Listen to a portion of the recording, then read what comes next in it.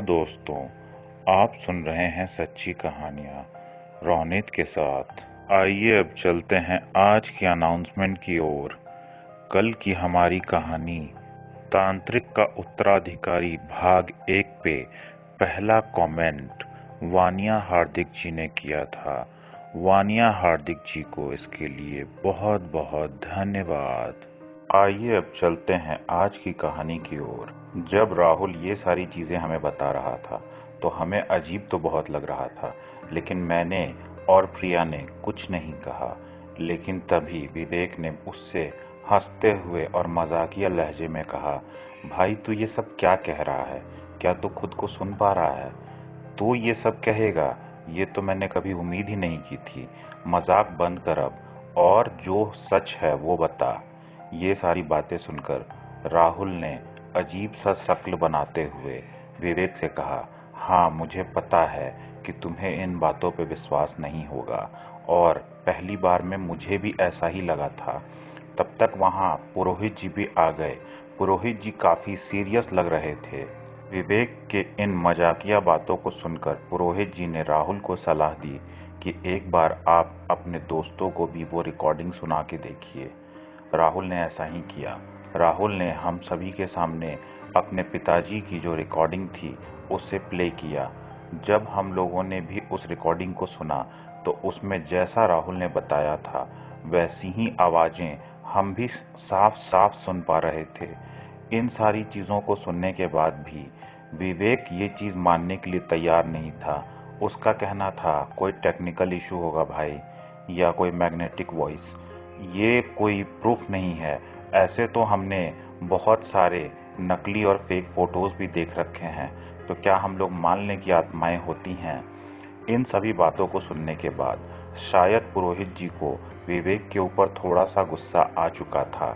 पुरोहित जी ने कहा, ठीक है, अगर आपको राहुल जी के बात पे विश्वास नहीं है तो आइए मैं आपको सबूत आपके आंखों के सामने दिखाता हूँ। पुरोहित जी ने विवेक को खड़े हो जाने के लिए कहा। विवेक ने ऐसा ही किया, लेकिन मुस्कुराते हुए, क्योंकि उसे लग रहा था कि अब पुरोहित जी भी कोई मजाक करने वाले हैं। उसके बाद पुरोहित जी ने कहा, आइए सुरक्षा घेरा के पास चले आइए। विवेक वहां चला गया। उसके बाद पुरोहित जी ने कहा, आप एक बार अपने हाथ को सुरक्षा घेरा के बाहर कीजिए और वहीं रखिएगा जब तक मैं अंदर करने के लिए ना कहूं। विवेक ने ऐसा ही किया। विवेक ने अपने हाथ को सुरक्षा घेरा के बाहर किया और वो थोड़ी ही देर में चीखने लगा। वो बोल रहा था, किसी ने मेरे हाथों को पकड़ लिया है और बहुत कस के पकड़ लिया है। मैं अपने हाथों को छुड़ा नहीं पा रहा। हमें लगा वो मजाक कर रहा है, क्योंकि वो मजाक उड़ाने में दूसरों का बहुत माहिर था। काफी देर तक यूं ही चलता रहा और विवेक चिल्लाता रहा। उसके बाद पुरोहित जी ने कुछ मंत्र पढ़े और उसके बाद उसका हाथ वहां से छूट गया।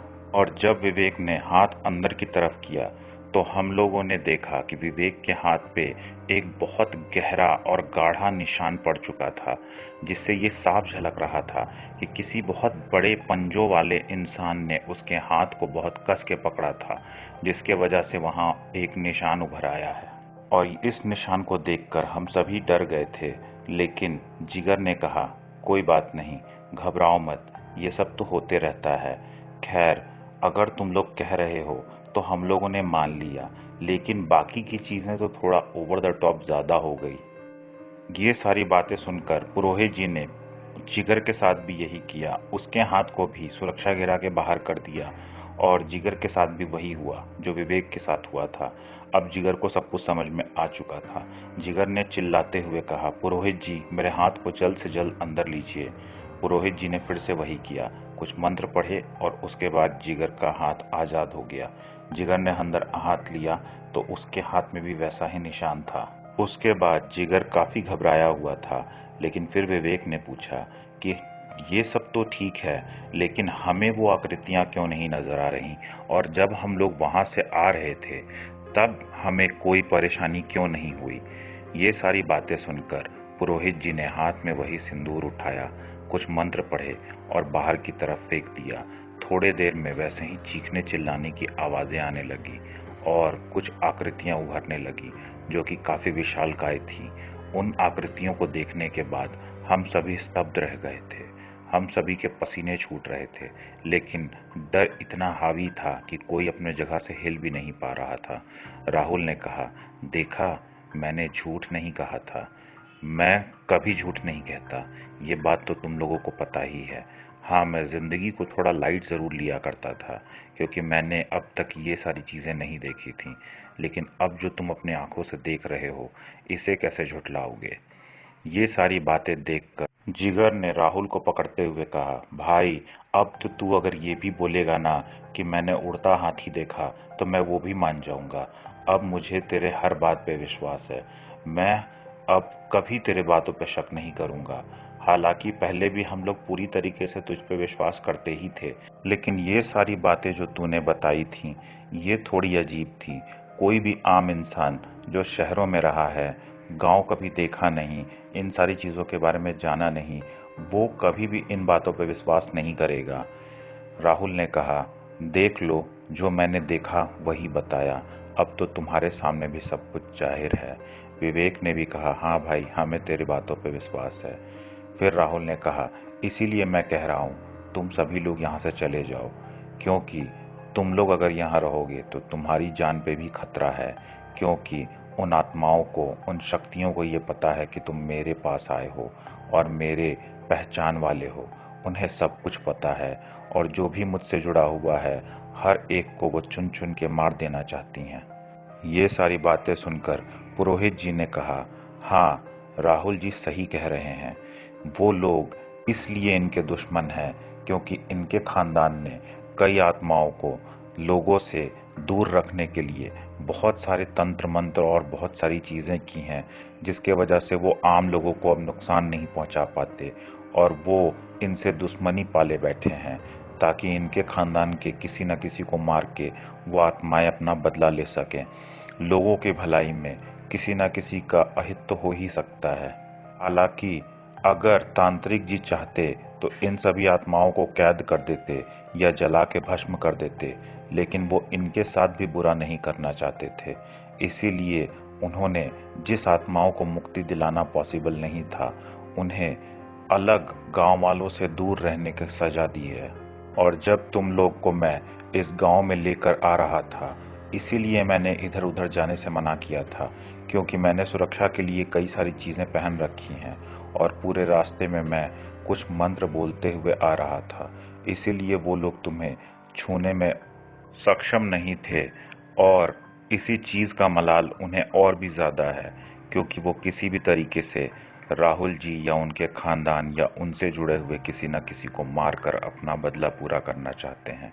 और ये सारी वो शैतानी आत्माएं हैं, वो शक्तिशाली शैतानी आत्माएं हैं, जिन्हें यूं ही कंट्रोल करना बहुत मुश्किल है। हालांकि गुरु जी के सामने, तांत्रिक महाराज के सामने इन लोगों की एक न चलती थी, लेकिन तांत्रिक जी के देहांत के बाद से ये लोग काफी ज्यादा सक्रिय हो चुके हैं, और ये लोग सोच रहे हैं कि अभी कोई तांत्रिक तो है नहीं, तो क्यों ना अभी ही अपने कार्य को संपन्न कर लें। और जैसा कि राहुल जी आप लोगों को कह रहे हैं, आप लोग यहाँ से चले जाइए, आप लोगों के जान को भी काफी खतरा है। ये सारी बातें सुनकर जिगर, विवेक और हम सभी ने कहा, अगर भाई तेरी जान को खतरा है तो तू ही तो मेरी जान है, तुझे कैसे छोड़ के चले जाएं? अगर मेरी जान जाती है तो जाए। जिगर ने राहुल को गले लगाते हुए कहा, भाई, मेरी जान भी चली जाए तो मैं अपने जान को छोड़ के नहीं जाऊंगा। तू ही मेरा भाई, तू ही मेरी जान। तेरे लिए तो अब मरना भी पड़ा तो कोई बात नहीं। विवेक ने भी कहा कि अगर तुम लोग अपने परिवार के जान को खतरे में डालकर गांव वालों के लिए इतना कुछ कर सकते हो, तो तू तो हमारे भाई की तरह है, तेरे लिए तो हम लोग कुछ भी कर सकते हैं। ये सारी बातें सुनकर पुरोहित जी बहुत खुश हुए, और साथ ही साथ राहुल के चेहरे पे भी एक मुस्कान सी आ गई थी।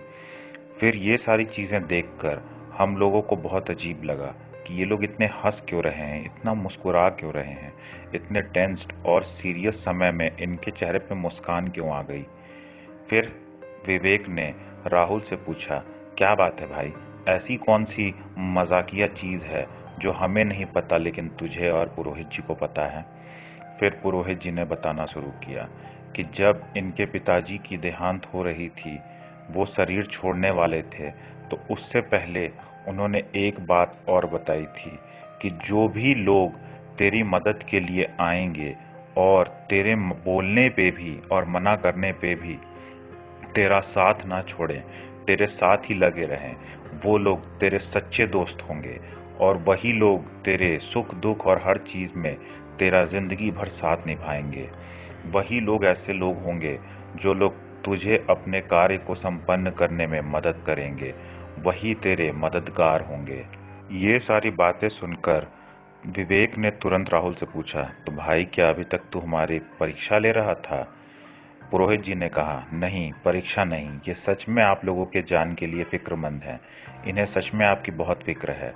लेकिन आप लोगों ने जो फैसला किया, इतना कुछ देखने के बाद भी आप लोग नहीं डरे और अपने दोस्त के लिए अडिग खड़े रहे, इससे ये बात भी साफ हो गई कि तांत्रिक जी ने जो लोगों के बारे में बताया था, जो इनके मददगार बनेंगे, जो इनके सच्चे दोस्त बनेंगे, वो लोग आप ही हैं। ये सारी बातें सुनकर जिगर ने कहा, तो हाँ, कोई शक था क्या? हम ही इसके सच्चे दोस्त हैं, जान भी हाजिर है अपने भाई के लिए। आप तो बस ये बताइए कि इसको तांत्रिक बनाने के लिए क्या करना होगा। फिर इस बात पे पुरोहित जी ने कहा, आज पहले आप लोग विश्राम कर लीजिए, कुछ आराम कर लीजिए, खा पी लीजिए, कल दिन में इसके बारे में बातें करेंगे। ये सारी बातें सुनकर विवेक ने पूछा, हाँ लेकिन पुरोहित जी एक बात बताइए, ये ब्रह्म मुहूर्त में फोन करने का क्या माजरा था? पुरोहित जी ने बताया, ब्रह्म मुहूर्त के समय में ये शक्तियां कमजोर हो जाती हैं। उस वक्त राहुल जी या कोई भी सुरक्षा घेरा के बाहर जा सकता है। साथ में जब तक सूर्य अस्त नहीं हुआ रहता, तब भी आप लोग बाहर जा सकते हैं। लेकिन एक बार सूर्यास्त हो जाने के बाद सिर्फ और सिर्फ ब्रह्म मुहूर्त में ही आप लोग इस घेरे के बाहर निकल सकते हैं, या फिर जब ये पूरी तरीके से सारी शक्तियों को अर्जित कर लें, फिर ये किसी भी समय पे बाहर निकल सकते हैं। विवेक ने ये बातें सुनकर बोला, हाँ अब समझ में आया कि ब्रह्म मुहूर्त में तू क्यों फोन कर सकता था, क्योंकि तू उसी समय पे बाहर निकल के अच्छे नेटवर्क में बात कर सकता था। चल कोई नहीं, कल देखेंगे अब बाकी की चीजें। पुरोहित जी ने कहा, हाँ कल गांव के लोग भी इनसे मिलने आने वाले हैं, क्योंकि अब पूरे गांव को ये पता चल चुका होगा कि अब कुछ ही दिन में इनके तांत्रिक बनने का समारोह होने वाला है। उसके बाद हम सभी ने हाथ पैर धोए, खाना वगैरह खाया। उसके बाद भी विवेक और जिगर राहुल पे क्वेश्चन दागते रहे और वो सभी चीज़ों का बहुत धैर्यपूर्वक जवाब देता रहा। उसके बाद राहुल अपने पिताजी के कमरे में हम सभी को लेके गया और वहां जाने के बाद एक अजीब सी शक्ति का एहसास हम सभी को होने लगा। हमें लग रहा था जैसे सकारात्मक शक्तियों का भंडार भरा हुआ है उस कमरे में। हमें ये साफ साफ महसूस हो पा रहा था कि वो कोई बहुत पहुंचे हुए इंसान होंगे, क्योंकि यूं ही ऐसे बेचैनी और शक्ति किसी को महसूस नहीं होती जैसा कि उस कमरे में लग रहा था। ये सब होने के बाद हम सभी अपने अपने कमरों में सोने के लिए चले गए। जब हम सभी सुबह में उठे तो देखा कि राहुल पूरी तरीके से नहा धोआ कर तैयार है। हमने पूछा, भाई इतनी सुबह कब से जगने लगा? उसने बताया कि भाई यहाँ पे जब से आया हूँ तब से यही रूटीन ऑटोमेटिकली मेरे पे हावी हो चुका है।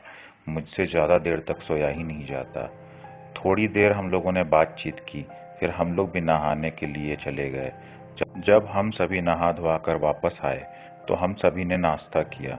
नाश्ता करने के थोड़ी ही देर बाद गांव वाले आने लगे।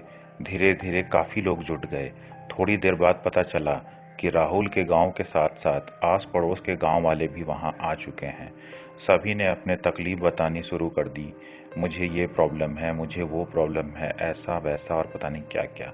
इन्हीं सारी चीज़ों के बीच में जब वो सारी बातें सुन रहा था और सब लोग उसे लाकर उपहार भी दे रहे थे कि अगले तांत्रिक जी आप ही हैं, अब आप ही हमारी रक्षा कीजिएगा हर तरीके से, हर आपदा से। सब लोग उसको बहुत इज्जत और मान सम्मान दे रहे थे।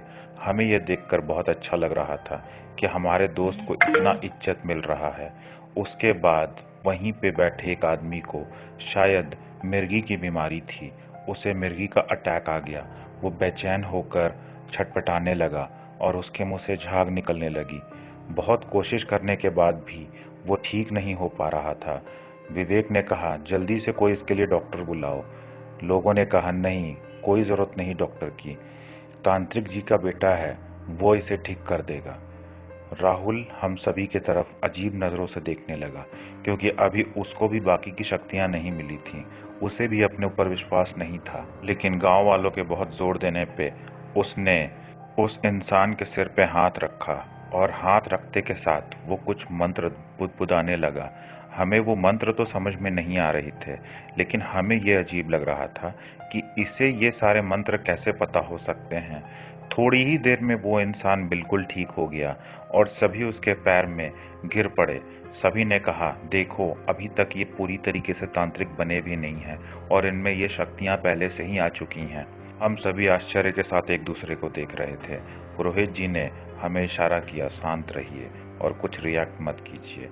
पुरोहित जी ने इशारा किया, मैं बाद में आपको सब कुछ बताता हूँ। जब सभी लोग राहुल से मिलकर अपने अपने घर को लौट गए और अपने अपने उपहार भी देके चले गए, उसके बाद पुरोहित जी से राहुल ने पूछा, पुरोहित जी, मुझे तो ये सारी चीजें पता भी नहीं थी, फिर मैंने उस इंसान को कैसे ठीक कर दिया? पुरोहित जी ने बताया, याद होगा आपको, आपके पिताजी जब मर रहे थे, जब उनकी मृत्यु होने वाली थी, तो उन्होंने आपके कान में कई सारे मंत्र बुदबुदाए थे। राहुल ने कुछ सोचते हुए कहा, हाँ। उसके बाद जब वो मंत्र आपके कानों में गए तो उसी वक्त से वो शक्तियां आपके साथ लग गईं, जिनको उन्होंने सिद्ध करके रखा था। वो सारी सकारात्मक शक्तियां अब आपके साथ हैं। अब आप जहां जाइएगा वो शक्तियां आपकी रक्षा करेंगी और आपको बहुत सारी चीजें सिखाएंगी। हाँ, लेकिन पूरी तरीके से उसे साधने के लिए आपको वो अनुष्ठान करना होगा, जिसके बाद आप पूरी तरीके से तांत्रिक बनेंगे। ये अनुष्ठान की बात सुनकर विवेक ने तुरंत पूछा, पुरोहित जी, वही तो जानना मेन बात है। क्या है ऐसा जिसके बाद ये पूरी तरीके से सारी शक्तियों को पा सकेगा? पुरोहित जी ने बताया कि सबसे पहले तो इन्हें एक दिव्य पेड़ से जाकर एक लकड़ी लानी होगी। हाँ, लकड़ी। विवेक ने पूछा, इसने भी एक लकड़ी के बारे में बताया था कि इसके पिता के चिता में वही लकड़ी डालने के बाद उन्हें मोक्ष मिला होगा। भाई, तूने डाला था क्या वो लकड़ी? राहुल ने कहा, हाँ, पिताजी के कहे अनुसार मैंने उस लकड़ी को उनके चिता में डाल दिया था।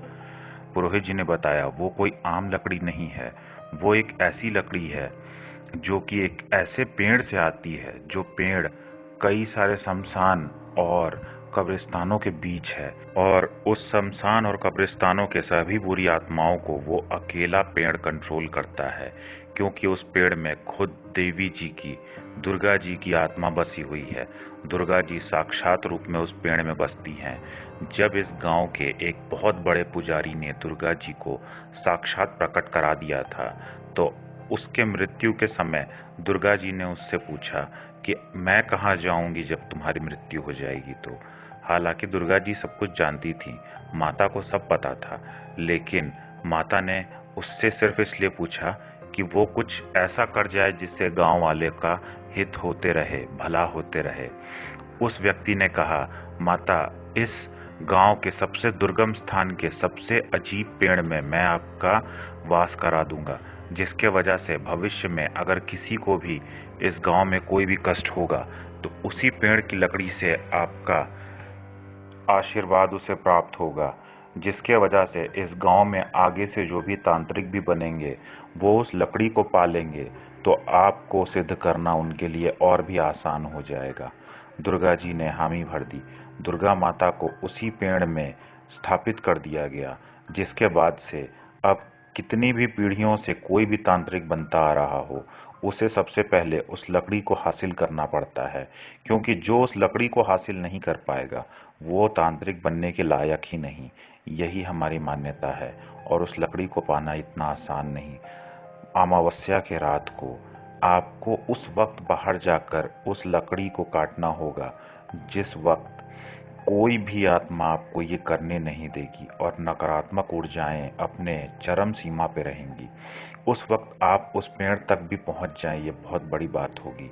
और अगर उस वक्त आप वहां जाकर उस लकड़ी को ले आए तो इसका मतलब आप पूरी तरीके से तांत्रिक बनने के लिए तैयार हैं और आप सारी शक्तियों को अच्छे से समावेश भी करा पाइएगा खुद में। ये सारी बातें सुनने के बाद विवेक ने राहुल से पूछा, भाई तू तांत्रिक बनने के लिए तैयार है ना? क्योंकि इन बातों से तो ये साफ जाहिर है कि इसके बाद तो तू इस गांव से निकल ही नहीं पाएगा, तो तू क्या हमेशा के लिए यहीं रहेगा? ये बातें सुनकर राहुल ने जवाब दिया, यही तो मैं पुरोहित जी को कब से समझा रहा हूँ कि मैं हमेशा के लिए इस गांव में नहीं रह सकता। मेरे पिताजी में कुछ तो बात होगी, लेकिन मुझ में वो बात नहीं है। मेरे पिताजी ने मुझे बाहर भेजा, इसका मतलब वो भी ऐसा नहीं चाहते थे कि मैं हमेशा के लिए इसी गांव में रहूं। उसके बाद पुरोहित जी ने बताया कि अगर आप तांत्रिक नहीं बनते हैं तो नया तांत्रिक चुनना होगा, और नए तांत्रिक को चुनने का प्रोसीजर तो और भी लंबा चौड़ा है। उसमें बहुत बड़ा पूजा आयोजन किया जाएगा। आप जब वो लकड़ी लेकर चले आएंगे, उसके बाद उस पूजा का आयोजन करना पड़ेगा, और अगर उस पूजा का आयोजन हुआ तो उसमें अगर कोई योग्य इंसान मिला, तब जा कर के ये पदवी किसी और को सौंपी जा सकती है।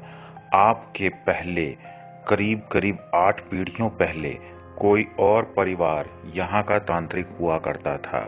वो लोग भी कई पीढ़ियों से तांत्रिक थे, लेकिन उसके बाद आपके ही जैसे किसी ने ये फैसला लिया कि वो अब आगे तांत्रिक नहीं बनना चाहता।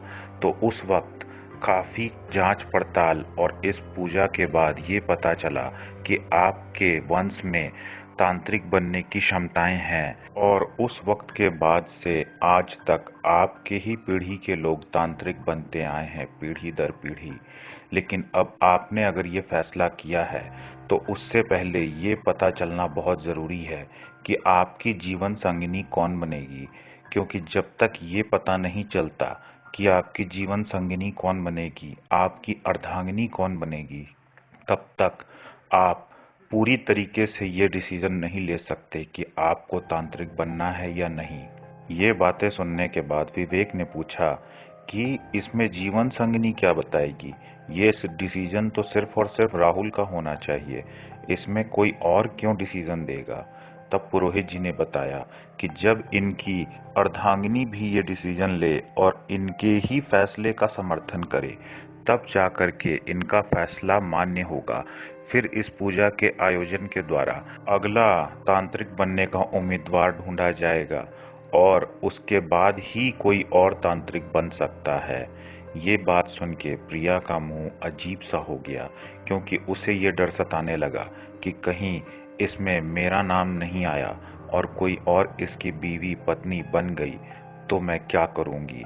मैंने ये बात भांप ली थी, इसीलिए मैं तुरंत प्रिया को साइड में लेके गई और उसे समझाया कि जैसे कि बिना जाने हम ही लोग इसके दोस्त साबित हुए, वैसे ही घबराओ मत, तुम ही इसकी जीवन संगिनी भी साबित होगी। इसके वजह से तुम्हें बिना कुछ बोले इसका साथ भी मिल जाएगा। मेरी बातों को सुनने के बाद थोड़ा सा उम्मीद अब उसके मन में जाग उठा था। फिर प्रिया तुरंत जाके पुरोहित जी से पूछने लगी, जीवन संगिनी ढूंढने के लिए क्या करना होगा?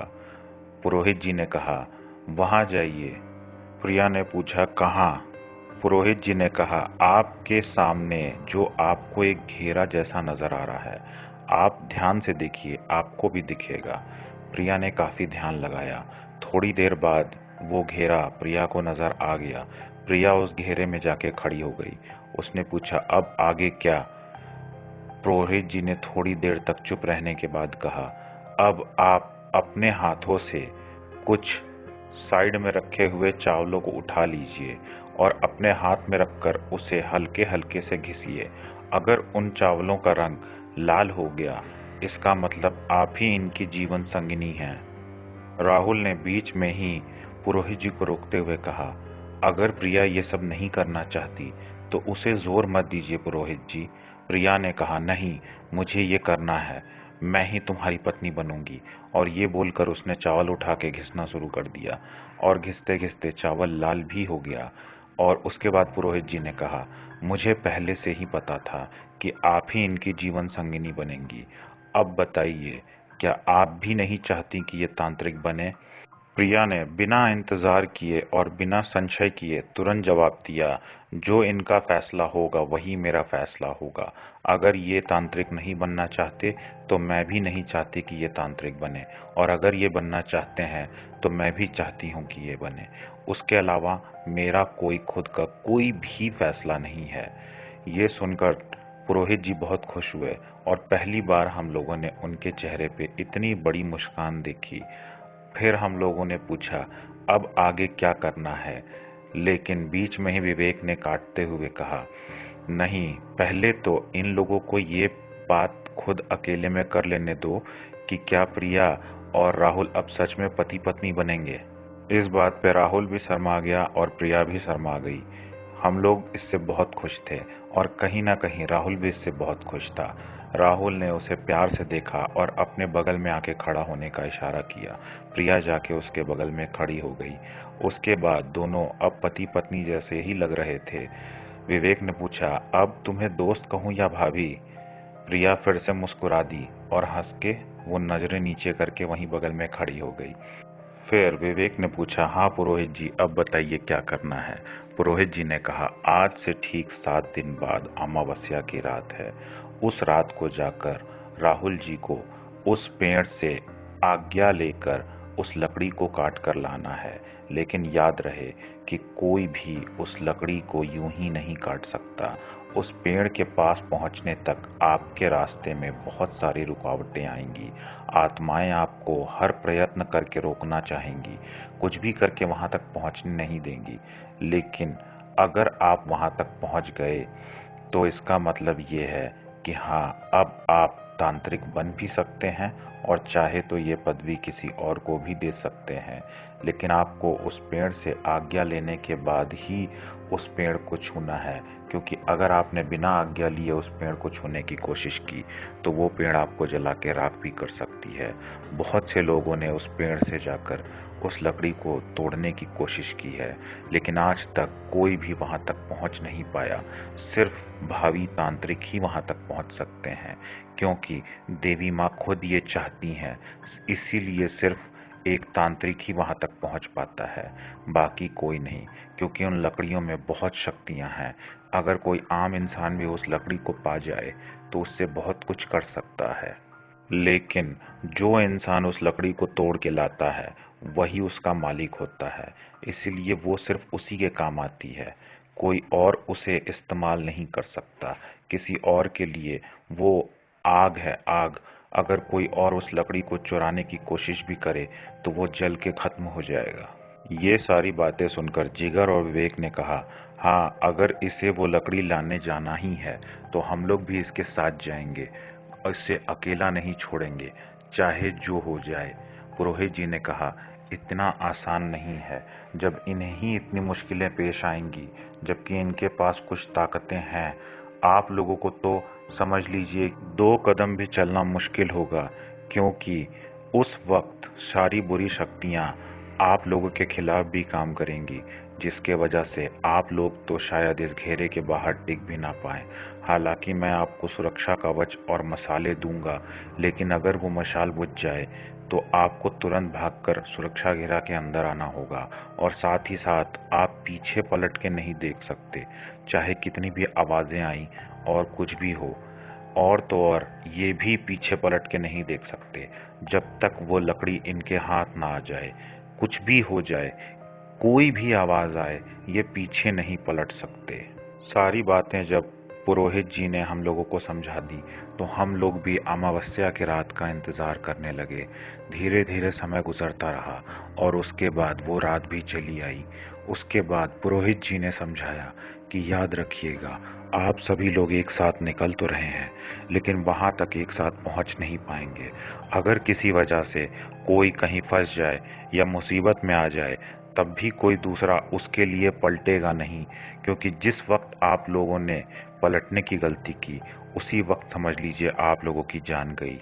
राहुल ने जिगर और विवेक से पूछा, भाई कोई जरूरत नहीं, रहने दे, मत जा मेरे साथ, मैं अकेले हैंडल कर लूंगा। लेकिन जिगर और विवेक अपने बात पे अडिग थे। हालांकि प्रिया और मैं भी उनके साथ जाने के लिए कह रहे थे, लेकिन हम दोनों को तो पुरोहित जी ने पहली बार में ही मना कर दिया था। लेकिन जिगर और विवेक की इतने जिद करने के बाद और राहुल के इतने समझाने के बाद भी जब वो लोग नहीं मान रहे थे, तो पुरोहित जी ने कहा, ठीक है, आप दोनों सहायक की तरह इनके साथ जा सकते हैं, मशाल लेके साथ साथ चल सकते हैं, लेकिन जिस वक्त आप दोनों में से कोई भी फंस गया या किसी वजह से आप लोगों में से कोई मर भी गया, तब भी आप, राहुल जी, आप पलट नहीं सकते, रुक नहीं सकते और उस वक्त तो अफसोस भी नहीं जता सकते।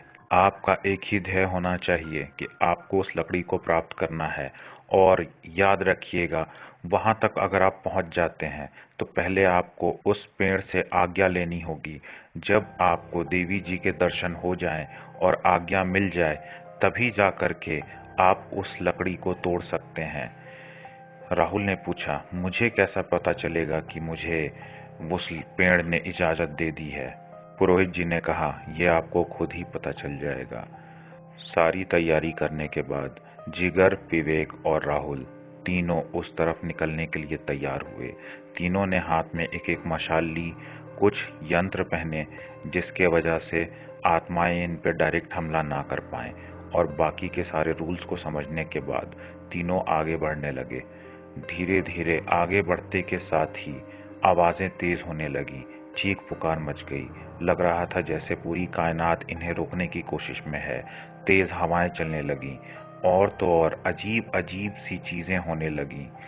पत्थर इधर से उधर उछलने लगे, लेकिन इनके कदम नहीं रुके। ये लोग कंटिन्यू आगे बढ़े जा रहे थे। काफी देर तक आगे बढ़ते रहने के बाद हम लोगों ने देखा कि अचानक से विवेक कहीं रुक गया है। क्यों रुक गया है, इतने दूर से बता पाना काफी मुश्किल था। जिगर और राहुल आगे बढ़े जा रहे थे। थोड़ी देर यूं ही सब कुछ चलता रहा। उसके बाद मशालें भी बुझ गईं।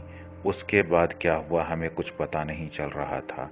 काफी देर तक इंतजार करने के बाद जब राहुल वापस आया तो हम लोग बहुत खुश थे, और पुरोहित जी हमसे भी ज्यादा, क्योंकि राहुल के हाथ में वो लकड़ी थी और उस लकड़ी में से एक अजीब सी चमक निकल रही थी। हम लोगों ने राहुल से पूछा कि जिगर और विवेक कहाँ हैं। राहुल टेंशन में आ गया।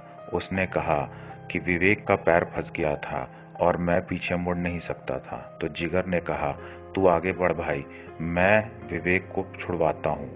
और उसके बाद से मैंने उन लोगों को नहीं देखा। मुझे तो लगा था वो लोग मेरे से पहले यहाँ पहुंच चुके होंगे। अभी तक वो लोग आए नहीं, मैं जाके तुरंत देखता हूँ। पुरोहित जी ने कहा, हाँ, अब ये लकड़ी आपके पास है, अब आप जा सकते हैं। लेकिन जब तक राहुल जाता तब तक उसने देखा कि विवेक और जिगर आगे से चले आ रहे हैं उल्टे पांव, ताकि उन्हें पलटना ना पड़े। धीरे धीरे जब वो लोग घर के काफी नजदीक आ गए तो राहुल ने उन दोनों को जाकर सीधा कर दिया। बोला, अब डरने की कोई बात नहीं, मैं ये लकड़ी ले आया हूँ और मैं तुम्हारे साथ हूँ। फिर वो तीनों के तीनों सुरक्षा घेरा के अंदर चले आए। उसके बाद उनसे हम लोगों ने पूछा कि भाई क्या हो गया था। तो जिगर और विवेक ने बताया कि विवेक का पैर फंस जाने की वजह से हम लोगों को रुकना पड़ा, लेकिन मैंने कहा राहुल को कि तू आगे चला जा। राहुल आगे बढ़ गया। उसके बाद मैंने विवेक के पैर को निकालने के लिए उल्टे पांव चलते हुए आने के बाद उसको उस गड्ढे से छुड़ाया, लेकिन उल्टे पांव चलने की वजह से हम लोग रास्ता भटक गए, क्योंकि हम लोग घर की तरफ डायरेक्ट देख तो सकते नहीं थे। काफी दूर तक उल्टे पांव चलते रहने के बाद हमें दिखा कि राहुल अपने घर की तरफ बढ़ रहा है। हमने उसे आवाज देना ठीक नहीं समझा, क्योंकि हमें पता था कि जैसे जैसे ये बढ़ रहा है बस हमें भी उल्टे पांव उसी तरीके से बढ़ना है। इसीलिए हम लोग भी इसके पीछे पीछे यहाँ तक चले आए। उसके बाद पुरोहित जी ने बोला कि अब हमें उस पूजा की तैयारी करनी पड़ेगी, क्योंकि ये बहुत ज़रूरी है कि नया उत्तराधिकारी मिले, ताकि नया तांत्रिक बन सके। गांव को सुरक्षित बनाए रखने के लिए कोई ना कोई तांत्रिक होना तो बहुत ज़रूरी है। हाँ, हालांकि कुछ शक्तियां जो आपके पास हैं वो वैसे ही रहेंगी, लेकिन नए तांत्रिक को सारी शक्तियां प्राप्त होंगी। एक ने पूछा कि पूजा की तैयारी कैसे होती है और उसमें ये कैसे पता चलता है कि कौन सा इंसान नया तांत्रिक बनने के लिए सक्षम है। पुरोहित जी ने बताया कि जब उस पूजा की तैयारी होगी तो उसमें सारे तंत्र मंत्र, जादू टोने और भी बहुत सारी चीजें की जाएंगी। उसके बाद एक पेड़ के सामने जाके बारी बारी सभी लोग खड़े होंगे। उस पेड़ ने जिस इंसान पे अपने फूल वर्षा कर दिए, उसमें से अगर 3 लोग चुने गए हैं पेड़ के फूल के वर्षा के बाद, तो फिर उन सभी लोगों को आग पे चलाया जाएगा। और जो इंसान आग पे चलने के बावजूद चोटिल नहीं होगा, जलेगा नहीं या उसे कोई तकलीफ महसूस नहीं होगी, वही इंसान तांत्रिक बनेगा। लेकिन जिसके चलने के बाद वो एक जगह पे खड़े हो जाए और उसे कुछ भी फील ना हो, वही। ये बात सुन के विवेक और जिगर टेंशन में आ गए। उन्होंने कहा, ऐसा तो कोई इंसान ही नहीं होगा, आग की तपिश किसे फील नहीं होती। पुरोहित जी ने कहा, जो उस लायक होगा उसे फील नहीं होगी, क्योंकि फूल की वर्षा पेड़ हर उस अच्छे इंसान पे कर देगा जिस पे भगवान की कृपा होगी। लेकिन आग की तपिश पूरी तरीके से वही इंसान महसूस कर पाएगा जिसको भगवान ने चुना होगा इस गांव की रक्षा के लिए। खैर, ये सारी बातें समझ के तो परे थीं, लेकिन धीरे धीरे गांव वालों को सूचित किया गया और अगल बगल के सारे गांव के मुखियाओं को भी सूचित किया गया। मुखियाओं को इसलिए सूचित किया गया क्योंकि तांत्रिक बदलने वाले थे और ये बहुत बड़ी बात थी। आज तक पीढ़ी दर पीढ़ी राहुल के ही फैमिली वाले तांत्रिक बन रहे थे, ये बहुत आम सी बात थी। तो उसके तांत्रिक बनने के समारोह में लोग सम्मिलित होते थे, लेकिन इस बार का समारोह अलग था। सारे गांव के लोगों का प्रेजेंट होना बहुत ज़रूरी था ताकि उसमें से सही उम्मीदवार चुना जा सके। इसीलिए पुरोहित जी ने सभी मुखियाओं को सूचित किया और सभी मुखिया तुरंत भागते भागते वहां चले आए और उस फैमिली के लोग भी वहां पहुंचे जिनके फैमिली वाले पहले तांत्रिक हुआ करते थे। उन्हें इतना कॉन्फिडेंस था कि उन्हीं के फैमिली से फिर से तांत्रिक चुने जाएंगे, क्योंकि उनके अंदर तांत्रिकों का खून जो बह रहा था। एक तरफ मुखिया जी लोग भी ये सोच में पड़े हुए थे कि अगर हमारे घर के मुखिया चुने गए तो अब से सारी चीजें हमें मिलेंगी, पूरे गांव का सपोर्ट हमें मिलेगा, साथ ही साथ पॉलिटिकल पावर भी हमारे पास रहेगा। इसलिए सारे मुखिया लोग भी इस खुशी में थे कि अगर हमारे घर से नया तांत्रिक चुना गया तो अलग फायदे, और जो पहले से तांत्रिक थे वो भी बहुत कॉन्फिडेंट थे। और भी गांव के कई लोग इस बारे में सोच रहे थे। आम लोगों के लिए तो सिर्फ यही बहुत बड़ी बात थी कि अगला मुखिया चुना जाने वाला है। उसके बाद उस पूजा का आयोजन किया गया और वो जो आग की बात पुरोहित जी ने की थी, वो काफी लंबी चौड़ी आग थी। वहां से चल के गुजरना तो छोड़िए, उसकी तपिश हमें 20 मीटर दूर तक फील हो रही थी। ये बहुत बड़ी बात थी कि कोई उस पे चल पाए। उसके बाद सभी लोगों को तैयार किया गया और उम्मीदवारों को एक लाइन में खड़ा कर दिया गया। राहुल को सिर्फ दूर खड़े रहकर ये सारी चीजें देखनी थी, क्योंकि उसे तो तांत्रिक बनना ही नहीं था। लेकिन पुरोहित जी ने जोर देकर जिगर और विवेक को भी इसमें शामिल होने के लिए कहा, लेकिन उन दोनों ने मना कर दिया। उसके बाद एक एक करके गांव के सभी उम्मीदवारों ने उस पेड़ के सामने जाकर आवाज लगाई, लेकिन फूल किसी पे नहीं गिरे। उसके बाद तांत्रिक के परिवार वालों ने भी आवाज लगाई, उनके ऊपर फूल गिर गए। उसके बाद मुखिया, 4 मुखिया में से 2 के परिवार वालों पे भी फूल गिर गए। उसके बाद उन सभी ने आग के तरफ कदम बढ़ाए। धीरे धीरे आग पे चलते चलते मुखिया जी के बेटों की तो हालत बिगड़ने लगी। लेकिन जब तांत्रिक के बेटों की बारी आई, जो पुराने तांत्रिक परिवार से थे, तो उनके पैर उस आग पे अच्छी तरीके से टिक पा रहे थे। गांव के कुछ और भी लोगों पे पुष्प वर्षा हुई और उन्होंने भी आग पे चलने की कोशिश की। धीरे धीरे सभी लोग छटा गए। कोई भी तांत्रिक बनने के लिए सही उम्मीदवार साबित नहीं हो रहा था। अब गांव वालों की उम्मीदें पूरी तरीके से टूट चुकी थीं, क्योंकि राहुल तो अब तांत्रिक रहना चाहता नहीं था और नया उम्मीदवार मिल नहीं रहा था। फिर पुरोहित जी ने जिगर और विवेक की तरफ देखा और उन्हें जोर देकर कहा, अब आप लोगों की बारी है। जिगर और विवेक ने पहले तो बहुत मना किया, लेकिन पुरोहित जी और अब राहुल के भी जोर देने पे वो दोनों तैयार हो गए और वो दोनों जैसे ही उस पेड़ के पास पहुंचे, पुष्प वर्षा तुरंत हो गई, बिना उनके कुछ कहे हुए। इस बात पे पुरोहित जी ने कहा, दोनों बहुत अच्छे इंसान हैं, ये तो साफ है।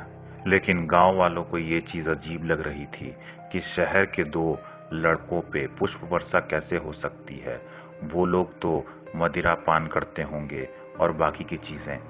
लेकिन उस वक्त किसी ने कोई सवाल नहीं पूछा। उसके बाद जब वो दोनों आग के पास पहुंचे तो दोनों बहुत डरे हुए थे, क्योंकि आग पे चलना ये कोई आम बात नहीं होती। उसके बाद पुरोहित जी के बहुत जोर देने पे विवेक ने उस आग में प्रवेश किया और वो आग पे अच्छे से चल पा रहा था। ये चीज देख के तो अब गांव वालों के होश फाख्ता हो चुके थे, क्योंकि ये बहुत अजीब सी बात थी कि जो काम गांव का कोई आदमी नहीं कर पाया, वो एक शहर का लड़का कर पा रहा था। लेकिन विवेक बहुत ज्यादा खुश भी था, क्योंकि उसे अब मजा आने लगा था। पता नहीं क्यों, ऐसा देखने से लग रहा था जैसे वो उसे आग नहीं बर्फ लग रही है। अब तो विवेक उस आग पे 2-3 राउंड कर लगा चुका था। हाँ, लेकिन अब भी वो उस आग पे खड़ा नहीं हो पा रहा था। ये बात पुरोहित जी समझ चुके थे। पुरोहित जी ने कहा, अब आप बाहर आ सकते हैं। लेकिन जब विवेक ने बाहर निकलने की कोशिश की तो वो अचानक से अनबैलेंस्ड हो गया और उसे बचाने के लिए जिगर दौड़कर वहां पहुंचा और उसने विवेक को संभाल लिया। उसके बाद जब सभी लोगों ने ध्यान दिया तो विवेक को जिगर ने अपने गोद में उठा रखा था और जिगर बिल्कुल आराम से एक ही जगह पे खड़ा था। उसे कोई भी तकलीफ पेश नहीं आ रही थी। आखिरकार ये साबित हो चुका था कि जिगर ही उस पूरे गांव और पूरे क्षेत्र का एकमात्र रक्षक बनने वाला है। जिगर ही उस जगह का तांत्रिक बनने वाला है। हालांकि ये बात सबके समझ के बाहर थी, लेकिन ये साफ था कि जिगर को भगवान ने खुद आशीर्वाद दिया है। फिर पुरोहित जी ने दोनों को बाहर की तरफ बुलाया और कुछ पूजा पाठ करने के बाद उन्होंने पूछा, जिगर जी, क्या आपने कभी कोई मदिरा पान की है? जिगर ने बोला, नहीं। उसके बाद हम सभी ने उसे अजीब नजरों से देखा और हमें याद आया कि हाँ, ये तो कभी दारू पीता ही नहीं था। ये हाथ में ग्लास लेता था और थोड़ी देर बाद उसे किसी न किसी कोने में रखकर चल देता था। ये कभी दारू नहीं पीता था। इसने कभी नॉनवेज भी नहीं खाया, और तो और हम सब में से किसी ने भी कभी नॉनवेज नहीं खाया था। चाहे हम कितने भी बदमाश थे, लेकिन हमें नॉनवेज की तरफ कभी भी कोई लगाव नहीं था। और विवेक ने भी कभी भी नॉनवेज को टच नहीं किया था, और इनके अच्छाइयों के कारण और कभी कोई गलत काम ना करने के कारण ही शायद इन्हें भगवान ने चुना था। फिर पुरोहित जी ने बताया कि उस दिन जब जिगर जी विवेक जी को बचाने के लिए पीछे की तरफ होकर चल रहे थे, उसी दिन इनके सूझबूझ का भी परिचय मिल चुका था। लेकिन उस दिन मैंने कुछ नहीं कहा। मुझे उसी दिन अंदाजा हो गया था कि शायद जिगर जी या विवेक जी में से कोई ना कोई जरूर तांत्रिक बनने के लिए सही होगा। लेकिन अगर उस वक्त मैं कुछ भी कहता तो आप लोगों को विश्वास नहीं होता। लेकिन आज जो सबके सामने हुआ है, इससे ये साफ हो चुका है कि जिगर जी ही सबसे ज्यादा उपयुक्त हैं। उसके बाद राहुल ने जिगर से पूछा कि भाई, क्या तू पूरी जिंदगी गांव में बिता देगा? जिगर ने हामी भर दी। जिगर को इस गांव में आते के साथ इस गांव से प्यार हो गया था। लेकिन उसने कहा, भाई तुम लोग मुझसे मिलने जरूर आना गांव में। गांव के भलाई के लिए मैं हमेशा यहीं रहूंगा। लेकिन तुम लोग तो मुझसे मिलने आ ही सकते हो, और बाकी जो शक्तियां हैं उन्हें मैं देख लूंगा। अब सब कुछ समझ में आ रहा था। उसके बाद पुरोहित जी ने बताया कि उस दिन ये जो फैसला किया था इन लोगों ने आपके साथ जाने के लिए, वो अमावस्या की रात बहुत डरावनी थी। इन दोनों की हिम्मत का भी परिचय मुझे उसी दिन मिल गया था, क्योंकि आज तक इतने तांत्रिकों में कोई भी उन तांत्रिकों के साथ उस पेड़ के पास तक तो छोड़िए, 10 कदम भी नहीं चल पाया। किसी की हिम्मत ही नहीं होती थी इस कार्य के लिए हामी भरने की।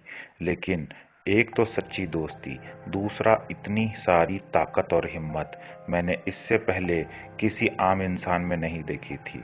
इसीलिए मुझे ये तो समझ में आ चुका था कि ये दोनों काफ़ी अच्छे इंसान और साथ ही साथ काफ़ी निडर भी हैं, और सिर्फ अपने दोस्त का साथ देने के लिए इतने डरावने माहौल में ये लोग इतने दूर तक चले गए। साथ ही साथ जिगर जी ने विवेक जी को बचाते वक्त अपने दिमाग का भी परिचय दिया। इन सारी चीज़ों से सब कुछ साफ हो गया था, इसीलिए ये यहाँ के तांत्रिक बनने के लिए उपयुक्त हैं। फिर जिगर को अच्छे से तांत्रिक बनने के लिए पुरोहित जी ने सब कुछ सिखाया, और उसके सारे समारोह होने के बाद वहाँ से हम सभी वापस आ गए। सिर्फ जिगर वहाँ रुका, और शहर आने के बाद कुछ ही समय बाद राहुल ने और प्रिया ने गांव में जाकर शादी कर ली, और वो लोग हमेशा हमेशा के लिए शहर में शिफ्ट हो गए। आज भी हम लोग जिगर से मिलने गांव में जाते हैं, और अब उसके पास काफ़ी सारी शक्तियां हैं। जाने अनजाने में कई सारे लोगों को उसने बहुत सारी बुरी शक्तियों से बचाया भी है, क्योंकि अब तो उसमें शक्तियों का आलम यह है कि अगर वो किसी पे हाथ तक रख दे तो समझ लीजिए उसके आत्मा को मोक्ष मिल जाता है। आज की कहानी में बस इतना ही। ऐसी ही मनोरंजक कहानियों के लिए हमारे प्लेलिस्ट को ज़रूर विज़िट कीजिएगा। कल फिर मिलेंगे ऐसी ही एक अनोखी कहानी के साथ। तब तक के लिए साइनिंग ऑफ।